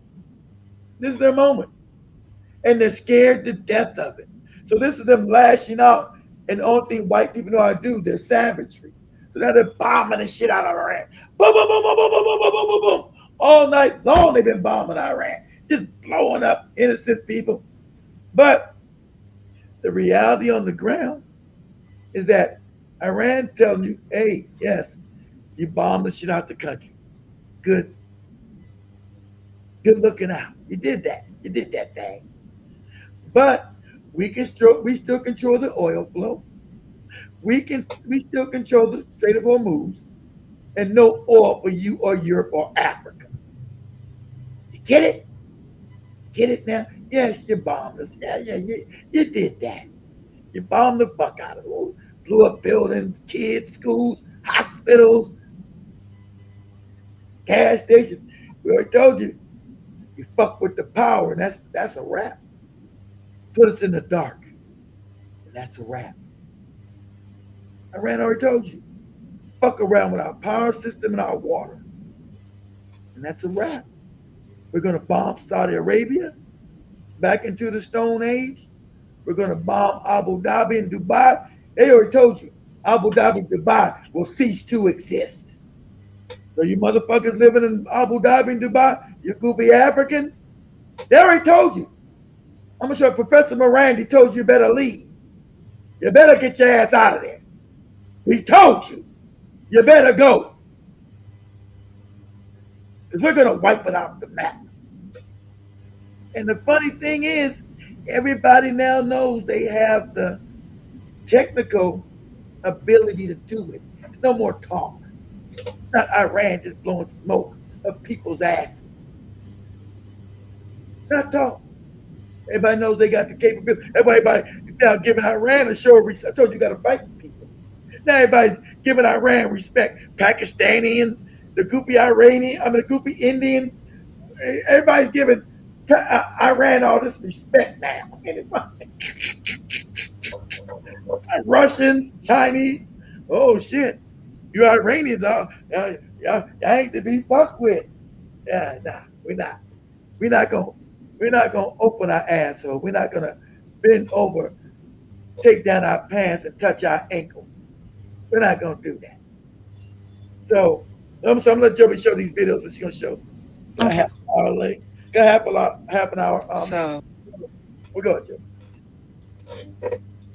The peace agreement between Iran and the U.S. is not a peace agreement, and it's not failing in the sense of the way a ceasefire would fail. It's failing in a sense of they're using the agreement as cause to further escalate the problem. And they're both misunderstanding each other on what the MOU stands for. No, so Iran believes the MOU. Pause. It's like when people get online and don't know shit. Shut up, lady. You're a moron. They're not using to misunderstand anything. They both understand what's going on. Don't misunderstand in here, lady. Go back and learn geopolitics. You're an idiot. Iran know that they're not to be trusted. They've already told, so they're not misunderstanding. They already told you don't trust them. America's not to be trusted. They already told you they already told you that America's going to violate it, which they're doing.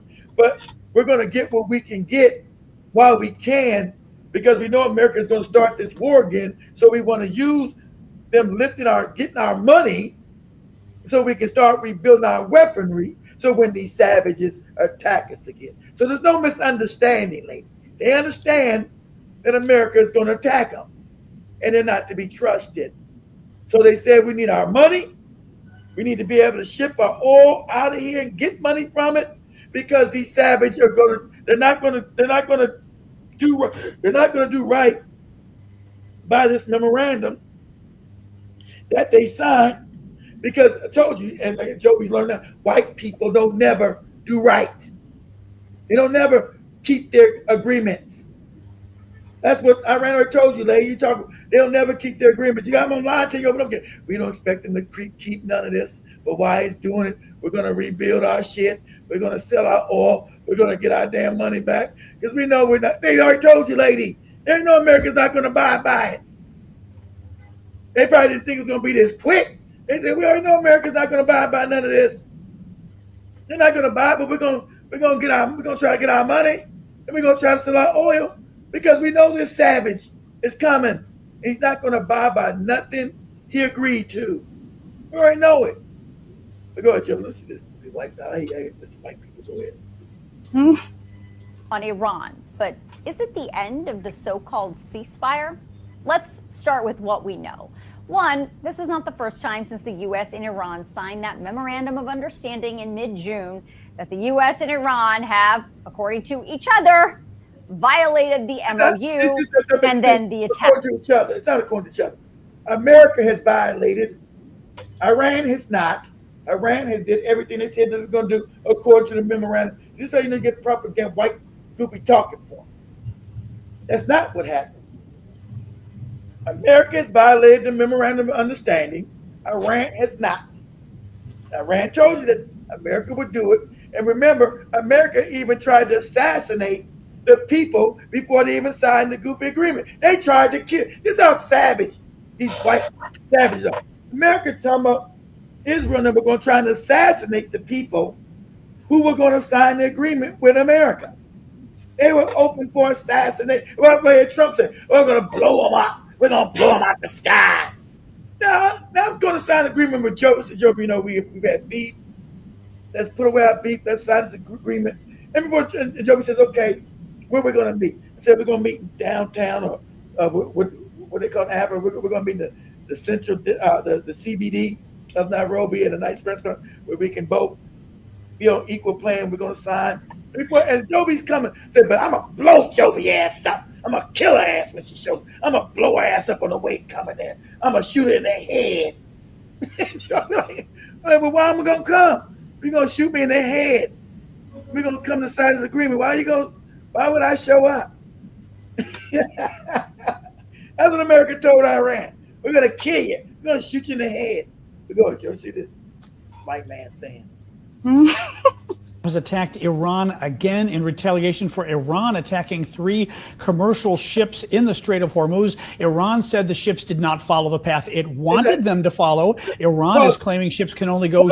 They're not claiming. That's part of the. See how white people lie? They're not claiming. That's part of the MOU. That's in the written agreement. They're not claiming anything. See how disingenuous these savages are. The agreement. They made an agreement in writing that Iran's going to control the straits. All vessels can move in and out according to Iran. All you have to do is let us know that you're coming. We're going to let you go through, get your oil, and come back out. But you got to follow our instructions in, our instructions out. So it's not ambiguous. That's in the writing of the agreement. So it's not what this white man is saying. Iran is saying they didn't do it. They're saying all this fake savage talk that these white people do. The lies they tell. Go ahead, Joby. Through certain corridors, or it's going to blow them up. The U.S. said no, and we're blowing up Iran again. At the same time, Trump has also removed. So he said, and we're blowing up Iran. He didn't say that America broke the agreement, which they did. He said Iran just said some crazy stuff. And said, we're going to bomb you and bomb you, because that's part of the agreement. America signed an agreement. If I make an agreement with Joby, I got to keep the agreement that I made with her.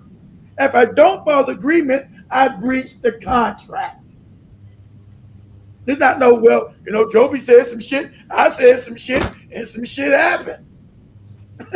What was the agreement? What was the agreement that you signed? Well, that don't matter. I'm white, and I say so. Go ahead, Joe. moved the exemption he had initially provided for Iran to sell oil. That's now gone. And the concern now is that Iran is going to possibly shut down the Strait of Hormuz again, which, as you know, exports 20% of the world's oil and natural gas. See, they got the Trump card, pun intended. They control the Straits of Hormuz. That means they can collapse the world's economy. So you can bomb me all day, white man. Bomb away. But at the end of the day, ain't no oil getting out of here without me. And everybody in a few months is gonna be butt naked, sucking their own penises. Talking about they can't get back and forth to work. Lights are turned off, and everybody's starving. So you can bomb my country all day. But at the end of the day, I control that oil that goes in and out of here. It ain't nothing gonna stop that. Go ahead, Joe. Specifically, the U.S. has hit a couple different areas, some ports, some civilian shipping, et cetera, from Iran. As I said, 3 commercial ships were hit by the Iranians. Guys, this is not going well. We've been working for all. Trump claimed that all the deal was done, right? That we had peace in our time. And there was only a few things that had to be agreed to, that Iran had agreed to everything. They hadn't agreed to anything. And the concern now is that Iran kind of knows we're desperate for peace because we lost. Exactly. That's how you can't trust these. They can't be trusted. This savage, this half-human. Exactly. They know we're desperate because Iran controls the world economy. And you can't do nothing about it. But white people being savages, they won't follow the agreement that they signed. It's not like Iran said, hey, you can come and get the oil, but you must come through us. If you don't, that's a breachment of the contract. If I tell Joby, okay, Joby, you come to my house, but you got to come knock and say, you know, Caribou Sana and Tepidali, can I come in? I said, yes, Joby, come on in. Joby says, fuck that. Fuck what keep talking. Damn his ass. This gonna just come in, not come in and find Joby in the living room, watching TV, eating my popcorn. I said, Joby, how you getting here? I'm Joby. That's how I got here. What? You Joby? That's how you got here? All right. I'm gonna show you. So I go back to the bedroom and get my steel. You Joby, huh? Joby, you don't get your ass. Did you find your ass out this house? Shoot you in the back of your head. Go ahead. And they're willing to basically dick around and jerk us around because in the end, they know we're not willing to go back to war again. This is very bad. Yes, they say, jerk them around. Iran is just everything they're supposed to do. But see, white people, see, he's a savage. I told you, it doesn't matter what I told you. Get out of that Republican and Democrat bullshit they teach. They're all savages. And they want the world to be unfair and give it to them. He's not saying that Iran didn't do anything wrong. Nothing wrong. Iran followed the agreements. It's these white savages that broke the agreements. Not Iran. Go to the next. I can't listen to savage. Go to somebody else. Okay. With the Iran ceasefire possibly over, can we expect the resumption of full-scale hostilities? Remember, he told you, I blew everything up. I've blown everything. Everything's blown up. I've blown everything up. They're blowing the kingdom come. They can't do nothing. I've blown everything up. Just the lies. And see, remember, the cat with the hat media they own. Most American people are stupid. They believe this stupid shit. He's a moron. He's an idiot. Imagine a white man who never succeeded at nothing is the president. That's how you know you're in a failed empire. This moron has never made $1 in his life. He's corrupt, he's idiotic, he's stupid, he's fat, he stinks, he shits on himself. This is literal, this ain't me make, this is all literally. Got a diaper on with doo-doo up in it, dookie booty, motherfucker head, racist, he's an idiot, but somehow he's the president. This moron has never made $1 in his life. Everything he's touched has failed. Every business. Who's propped him up? You know, people made this moron president. This moron's never made $1. Go ahead. Very badly, as they have for 47 years. And not only is he a despicable lot, he's also a pedophile. See, you always forget that. He's also a pedophile. He's a pedophile. No allegedly shit. He's been putting his dick in babies. He's a pedophile. Shout out to Iran for making them videos. Your leaders are pedophiles. That's right. Baby's no. Go ahead. Hit them hard last night after they launched a couple of, you don't have to know about this, you got stuff on your mind, but they launched a couple of drones and one rocket, one missile, and at Chips, because they were in the strait, which they have every right to be. And so we hit them very hard last night. They have every right to be. The memorandum said they don't have the right. That's what you signed. The memorandum says they don't have the right to be. You signed the memorandum saying that Iran has control of the straits and you're going to follow by their lead. See, this is crazy. See, and Iran told you, we know these savages are not going to follow what they signed. We know they're not going to do it. They never do. They never do. And so, shout out to Putin. And Putin told the truth. You know, Putin, white, don't trust me. Putin told you that the West has been savages. Putin openly said these savages have never followed anything. They've been eating babies and fucking children. This is Putin saying it. Because if you guys don't know, the reason why you got the Ukraine-Russia war, because they want to break up Russia. The whole thing was that they've been trying to break up Russia like they do in Africa, make it into different pieces and steal Russia's resources. That's the dirty scam. They wanted to use Ukraine as a damn whipping board to try to go to destroy Russia and break it up. Remember, Russia's got resources. The rest of Europe don't.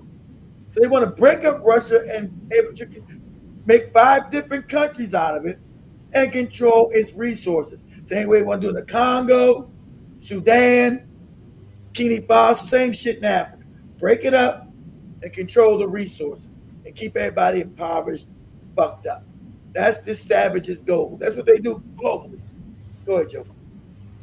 We'll probably hit them hard again tonight. I'll give them a little warning. We're going to hit them hard tonight. But we'll see how it all works out. No, I'm not happy with them. You know, it's like, for instance, we'll have a meeting and we'll talk about the denuclearization of Iran, because that's what it was. It's we're not going to denuclearize that. Like I told you, Iran got that nuclear bomb. They got that bomb. They got it. Think they don't got it? Him talking crazy. And I know the CIA already told his dumb ass too that they got it. I know they got that bomb. They were too close to getting it. They don't trust these savages. They completed that bomb. That bomb's there. And everybody else been saying the same thing I've been saying. Iran's same way North Korea got that bomb. They knew these savages gonna keep coming. And when it came back to North Korea, well, we want to discuss your nuclear capability. No, North Korea said we already got it. We already got the goddamn bomb. Think we trust you white savages? We know how you do. You know you come savagey, bomb country, steal shit. We got it already. So you want to play with us? We got the nuclear bomb. So Iran ain't stupid. Iran's got that bomb. They just ain't told nobody yet. Iran has got that bomb. I bet my life that Iran has that nuclear bomb. They just ain't told nobody. I'm sure he knows. I'm sure CIA done told him, hey, moron, Iran's got that bomb. They got it. So we're going to be denuclearize Iran and blah. Iran's got the bomb. They got it. Then they going to trust these savages who keep coming back and bombing them. Iran is following everything they told them they would do. These savages keep coming back, breaking it, and keep bombing, killing innocent people. You think I'm not going to build a bomb? And I'm close to it? Then you savages are not to be trusted. And I know you wanted to steal my resources and put my people in poverty. That's your game. That's the whole idea. I refuse to go to poverty, and I refuse for you to steal my shit. So what's our only recourse here? That's why America's in it. Bomb the country, man, break up it. They'll let you know, break up Iran. They want to break it up, give it to Israel, or give it to the Rothschilds, pick the fake bank. Right? We say Israel, just say Rothschild. We say Israel, just say Rothschild. You know who created Israel? We all know it now. You know who created fucking Israel? The Rothschild. Fake bank. And we don't put this kooky cracker, this sleepy cracker in power. The Rothschild. We know his family is Rothschild is with the Rothschild. So that's what's going on. Let me go to the comments as we wind up with today's conversation. Must be there something. You winding up all quick again. Maury in there? No, he told me he's around though. He's somewhere around getting food. Go ahead, Joe. Go ahead. Ricky says, Ali was saying, Karibu Sana says, we pretended to have a few horses on our little land. Horse came Yeah, we were out showing. in North America. We were showing the horses with the cowboys. Then says that wild horses are not native to the continent, but descendants of European domestic horses. And we also have Jibba Jabba says, yeah, Pittsburgh Ebonics is way different than Atlanta Ebonics. And then exactly, Joby just thinks he's gonna just drop somebody, and Joby don't realize each South African action is different depending on what part of South Africa you. So you're gonna ask Joby with her slick South African accent, what part of South Africa are you from? I hear the accent, but what accent are you from? I'm from Lesotho, literally. Yeah. No, Lesotho. Lesotho. That's not South Africa. What part of South Africa are you from? You from Lesotho? Okay. Yuki Crocs. You know, that's what it is. Yuki Crocs as you answer yourself. You got a quarter. We found one. It's a quarter. And I also see Jibba Jabba says Nigerians invented the I am a prince romance scam. Yeah, I'm a prince. Please send me money. Yeah. Yeah, that's crazy. Oh my god. And then shout to Sister Monique, amazing. Thank you for the compliment about my hair. And shout to it's just Joby, don't it? Joby looks nice as hell with her hair like that. I don't want to get in no comment because she gets crazy. But she does look. Are you scared to compliment me? But she does look good because you get crazy. But it does look good. And that hairstyle does suit her. I ain't gonna lie. Who you talking to? Ain't no more in there? Who you talking to? He got here. He just got here. You're so nosy. Oh my god. Yeah. I could even be beating a cockroach. You already see my balls. You said Joby secret about everything. Go ahead. And we also have Derek says Black Americans are the latter to foreigners, and everyone used to climb to the top, and then they kick the ladder away. They kick the ladder away, and then when they have to come back, they look at the ladder. Yeah, that's true. I always have been a problem with Black people globally. They'll climb to the top instead of reach down, and that's what Demore was. I was telling Demore, and that's because remember the 48 Laws of Power. They read that now, understand that's white people's psychology. That's animalistic. Like if you read in the 48 Laws of Power, don't overshine your master nonsense. But if you're a human being, you want your protege to do better than you. You want them to shine. You don't feel any animosity they shine better than you. But that's in them goofy European. You read Machiavelli. Machiavelli tells you, you better not go past your leader. He'll get you. Right? Go back. We're gonna do that's what we're gonna do. We're gonna do some Machiavelli Friday. I want you to realize, and just from the 4 laws of power and Machiavelli. Machiavelli is so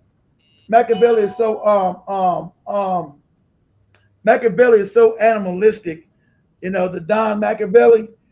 You read his writing, he tells you it's all animalistic. It's about power and what you should do. It's all from the minds, and I wouldn't say it's the mind from these Europeans. Remember, they're poor animal, and so we follow their psychology, and it's completely non-African, non-Ubuntu. It's all savagery. You better not shine over your master. Be quiet about power. If a woman says something, you watch her. You don't run to women. You let her do it. It's all about power and control. It's savagery. And then we have Samuel says Samuel Jackson and Denzel Washington would have been a great bass. Samuel Jackson would have been a great bass player. You talking to me, motherfucker? You talking to me? He would have. I don't know. He would have been too old, but he would have been a great bass player. Denzel Washington too old now too. But Samuel, they would have been a great bass player. That's true. And then Jason Karibu says them white boys probably was high, drunk, and got to playing games, and them. What happened exactly? Put that black kid in the ball. Of course, they were drinking. And you ought to be crazy. You're drinking around white folks. You're the only black person there. You are now a target of savages. What? Samuel, you're crazy. America America got old and his dick don't work no more. Wow. Oh, yeah. Samuel, you're Jamaican. He's used as a metaphor, Joe. He said as a military might. America. I know it's giving John Mosquito saying, you know, that lady using that toothbrush, she had to. Oh man, that was crazy. Aaron them says Dangote is putting stocks on Africa's stock market. I know. And I'm going to try to buy. The problem of buying in, James, you got to be an African. Nigeria's made it hard to buy into the stock market, and that'd be a great stock. So that would make me also think about set up this fund for Blackout Fire, and then go to these refineries, because Africa's the future. Whether you want to not, even with these corrupt bastards, Africa's the future. It's gonna be so much money to make in Africa. I mean, it's gonna be barrels of goddamn money to be made in Africa. It's crazy, but Africa hasn't created a stock market that you can buy in like you would America or China or Europe. So we got to allow that to happen. They got to be able to build a stock market that you buy outside the country. Because I don't know how you buy into Nigerian stock. I'd have to look that up. I know it's made in Nigeria. You know it's going to be all difficult, sadly, and fucked up. So until they stream it, because Africa's gonna make a lot of billionaires, buddy. A lot. Period. Who is Dangote? Are you kidding me, Samuel? Much love. Are you kidding me right now? You're joking, right? I know you're joking. He's in Jamaica. He's been listening to too much Bob Marley. Yeah, we wrap it up right there. He knows who Lucky Doobie is. He don't know Dangote. Of course he does. But make it make sense, Joby. Samuel Jamaican knows who Lucky Doobie is, but he don't know the richest black man in the world is Dangote. I think he's capping there. I don't He's not capping. You think he's capping. But yeah, we have Demora in the house. I'm gonna allow him to come say hi to y'all, and then he's back from Russia, like Joby said. Joby said, I don't know where's Demora? Is he in Russia somewhere? Why are you hating on Bob Marley, kid? Come on. I'm not hating on Bob Marley. I'm saying Samuel knows he knows who Bob Marley is. We don't know who is Dangote. Yeah, he knows the right people. Bob Marley is the right person. Bob Marley. That white ass kissing bastard. So then you guys go. They go. The young man back from Azerbaijan, not Russia, as Joby would always say. Yeah, it's actually the same thing. So she was. Of course, it's close to Russia. We know it was controlled by the Soviet Union, but we're trying to be factually correct here. We're not trying to do our Jobyisms. Factually correct.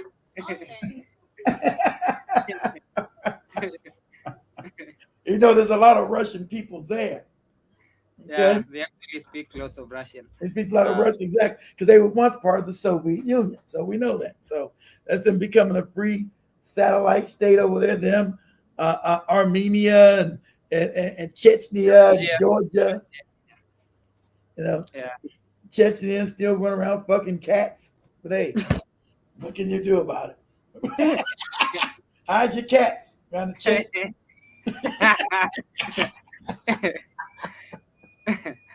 You guys got any questions for Demora? Said you want to see him? You guys got any questions? As we wrap this up, 2 more minutes. I gotta get my ass all the way to Texas anyway. Shit, a lot of driving to do. You guys there? You guys, that's it? You guys got any questions? You know, there you go. Hi. There you go. I see General Mosquito is up there. Who else can I see here? Of course, and the whole family. It's been so long since I sat on this seat. Over years. It's been over years. Shit. Yeah. Year and a half or so. Shit. So. Yeah. So you guys got any questions y'all want to ask Demora? Ask him how was Russia? Did he get any Russian women? Did y'all think get any Russian coochie? Samuel, Dangote is the richest man. I didn't remember the Dangote. Yeah, I know. That's all I was telling. That's all I was telling. Toby, you were playing. I know you really forgot about it. I know you too busy. You too busy, you know, drinking moonshine and damn, what's the Cayman Islands? You too busy drinking your moonshine in the Cayman Islands, Samuel. Get out the moonshine, brother, and make you go blind. It's not good. Yeah, okay, much love, family. We gonna go home. All right, Joey, calm down. You ain't about to kill the man. You know, Russian shit. God damn. You ain't walking, you driving. Oh, okay. I forgot about that shit. But still, I gotta get food. You got what you gotta get? Ugali. Ugali, exactly. Oh shit, that starchy ass shit. See, that's about imagine Demore lasting almost a year without no ugali. Didn't see any African Russian icons? Oh yeah, did you see the African Russian icons while you were there? No, actually Africans are very rare on that part of the world. You have to take photos but he's actually not used to rule that area. So some of the icons that were there that were black statues and black paintings of black people. Never not even so no, he didn't see it. He took all he seen was McDonald's, nigga. A lot of niggas smoking cigarettes and shit. Yeah, there we go. So we're gonna wrap it up, guys. With that let me just say wait, nephew, and eating stewed turtle. Yeah, you stewed turtle. God damn, you eating a turtle, Samuel? Shit, man, I don't want to taste no turtle. That's against the damn animal rights shit. Turtle. Eating it. Would you eat a turtle, Joey? No. Yeah, I think Samuel's talking about eating stewed turtle. Damn. We're gonna lock your ass up when you get to Africa, Samuel. Your turtle eating ass. Dude, turtle and ugali. Yeah. Oh shit. All right, guys. All right. All right, Joe. We get. Stop trying to rush people out the building. Let me wrap this. Let me talk to the guy.